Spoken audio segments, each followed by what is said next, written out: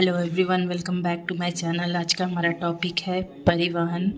इसके बारे में हम लोग लास्ट वीडियो में कुछ बार बात कर लिए थे, जिसमें जो टॉपिक था जाइलम और फ्लोएम के बारे में कि जाइलम और फ्लोएम क्या क्या काम करते हैं। जिसमें जाइलम कर रहा था कि वो जल और खनिज लवण को एक स्थान से दूसरे स्थान तक ले जाने का कार्य कर रहा था, और जबकि फ्लोएम था वो खाद्य पदार्थों को ले जाने के लिए काम कर रहे हैं।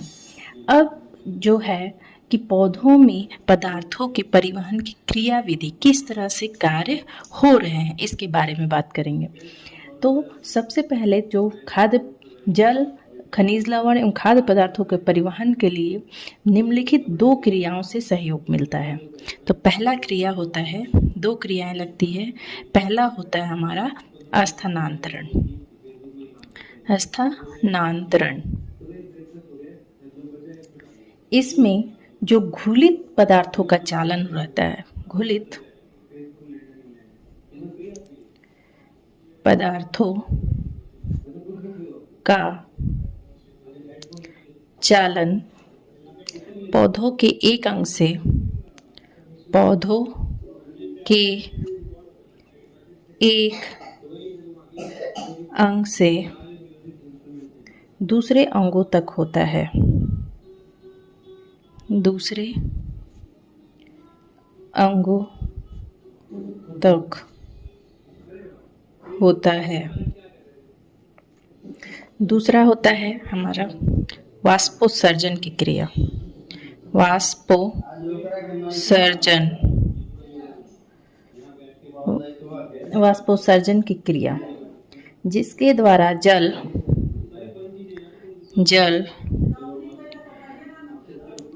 पौधे के बाहरी वायवीय भागों द्वारा पौधे के बाहरी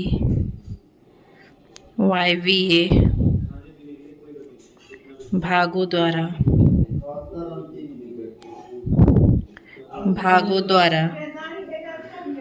वाष्प के रूप में निकलकर वाष्प के रूप में निकलकर हवा में निकलकर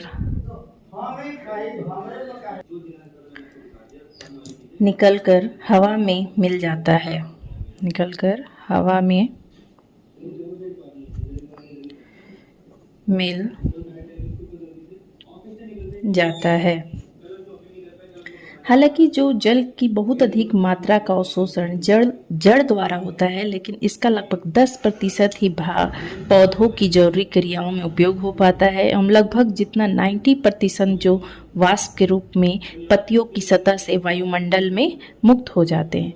मतलब कि अधिक मात्रा क्या होता है कि जब हम लोग जल अवशोषित करते हैं जड़ द्वारा, तो वो अत्यधिक मात्रा में अवशोषित होता है, लेकिन उसका सिर्फ और सिर्फ 10% भाग ही यूज हो पाता है, जरूरी क्रियाओं में यूज हो पाता है। 10% भाग ही उपयोगी होता है, जबकि 90% जो भाग जल का होता है वो वाष्प के रूप में वायुमंडल में मुक्त हो जाता है। मंडल में मुक्त हो जाता है। ठीक है, अब जानते हैं कि जल का जो अवशोषण और उसका परिवहन किस प्रकार होता है। जल का अवशोषण एवं परिवहन। ठीक है, जलीय पौधे मृदा से जल का अवशोषण मुख्यतः अपने मूल रोमों द्वारा करते हैं। जो जड़ है वो जल का अवशोषण किससे करते हैं? तो मूल रोमों द्वारा करते हैं। कोशिका में कोशिका रस का परासरण दाब भूमि जल के दाब से अधिक होने से कोशिका में कोशिका रस का परासरण दाब भूमि जल के दाब से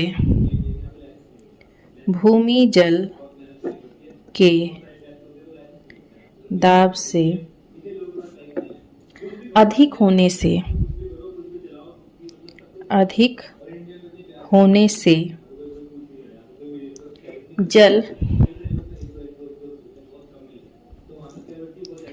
विसरण द्वारा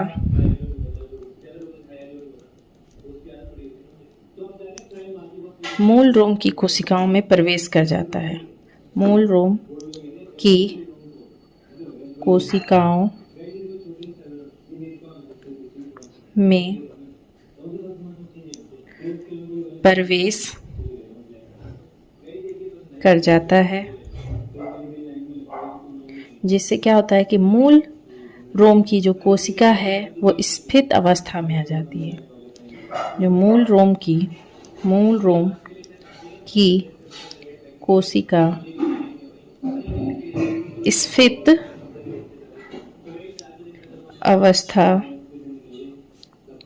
में आ जाती है। मतलब कि जब कोशिका में कोशिका रस का जो परासरण दाब है वो भूमि जल के दाब से अगर अधिक हो जा रहा है तो जो जल है विसरण द्वारा मूल रोम की कोशिकाओं में प्रवेश कर जाएगा, जिससे क्या होगा कि मूल रोम की कोशिका जो है वो स्फीत अवस्था में आ जाती है और धीरे धीरे मूल रोम की कोशिका का परासरण दाब संलग्न कॉर्टेक्स की कोशिका से कम हो जाता है। धीरे धीरे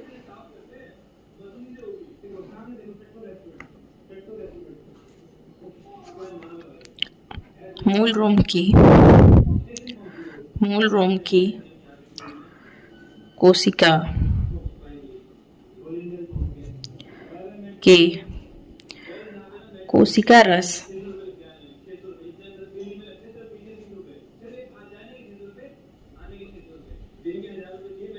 कोशिका रस का परासरण दाब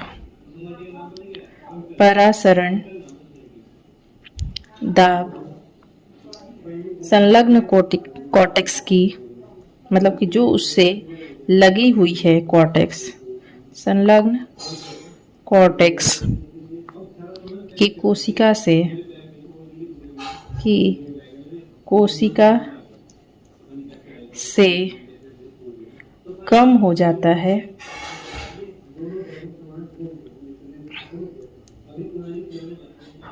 है, तब जल की मात्रा कॉर्टेक्स की कोशिका में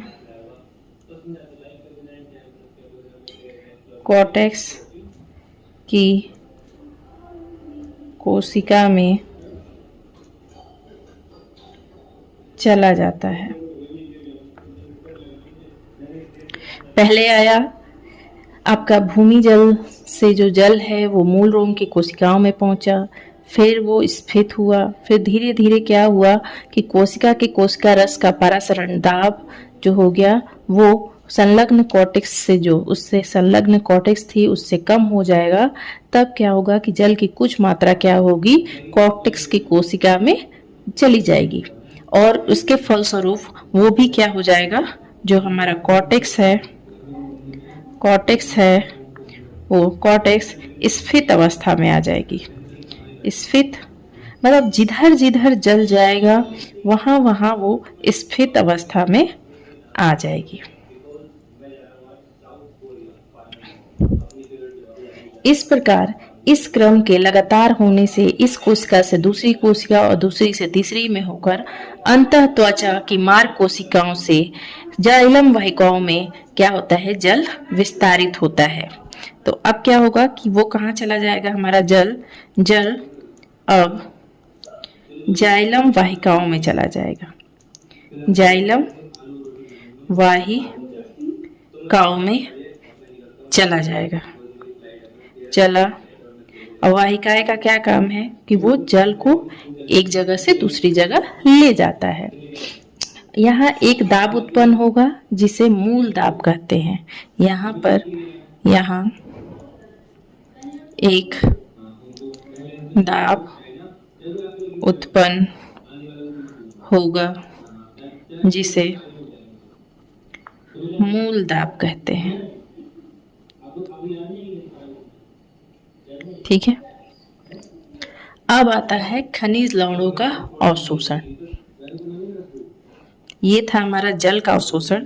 तो ये होगा आपका कोशिका से कोशिका रस का जो प्रसरण दाब अधिक होगा भूमि जल से। तो अगर अधिक होगा मतलब कि भूमि जल का जो दाब होगा वो कम होगा, तब क्या होगा कि मूल रोम की कोशिकाओं में जल चला जाएगा और अब वो फिर मूल रोम स्फीत अवस्था में आ जाएगी। फिर धीरे धीरे जब मूल रोम की कोशिका के कोशिका रस का पारासरण दाब जो उससे नज़दीक में जो कॉर्टेक्स है उससे कम हो जाता है, तब जल की मात्रा क्या हो जाएगी कि कॉर्टेक्स में चली जाएगी और कॉर्टेक्स अब क्या हो जाएगा, स्फीत अवस्था में हो जाएगा।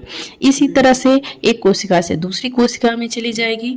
तो ये क्रम चलता रहेगा और अंततः वो जाइलम वाहिकाओं में चला जाएगा। यहाँ पर एक दाब उत्पन्न होगा जिसे क्या कहेंगे हम, मूल दाब। अब जानते हैं कि खनिज लवणों का अवशोषण कैसे होता है। खनिज लवणों का अवशोषण।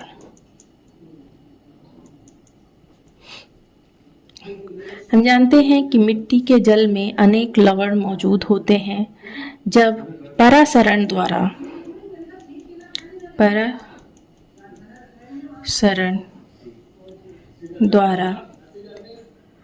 मूल रोम केवल जल का अवशोषण करते हैं, परंतु खनिज लवणों का अवशोषण आयन के रूप में होता है। आयन के रूप में होता है। जैसे जल का अवशोषण परासरण द्वारा हो रहा है और जो खनिज लवण का अवशोषण जो होगा वो आयन के रूप में होगा। आवश्यकतानुसार पौधे आयनों का अवशोषण मूल रोम की कोशिका झिल्ली की बाहरी सतह पर स्थित खास वाहक पदार्थ से जुड़कर करते हैं। इससे मृदा एवं जड़ के बीच आयन सांद्रण में अंतर हो जाता है, जिसे समाप्त करने के लिए मृदा से जल जड़ में प्रविष्ट होता रहता है।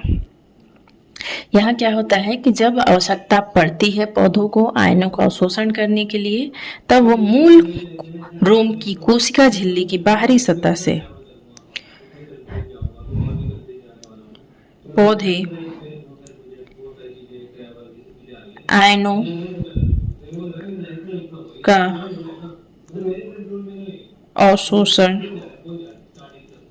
अवशोषण मूल रोम की कोशिका झिल्ली मूल रोम की कोशिका झिल्ली की बाहरी सतह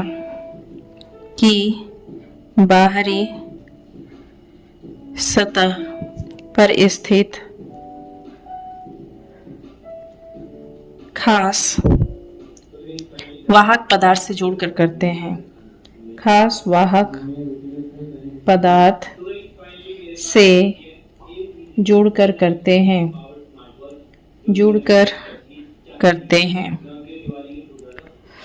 इससे क्या होगा कि मृदा एवं जड़ के बीच आयन सांद्रण में अंतर हो जाएगा, जिसे समाप्त करने के लिए मृदा से जल जड़ में प्रविष्ट होता रहता है। इस तरह से हमारा खनिज लवण का अवशोषण हो जाता है। अगर आपको ये वीडियो अच्छा लगे तो मेक श्योर इस वीडियो को लाइक करें, चैनल को सब्सक्राइब करें और ज़्यादा से ज़्यादा लोगों तक शेयर करें। धन्यवाद।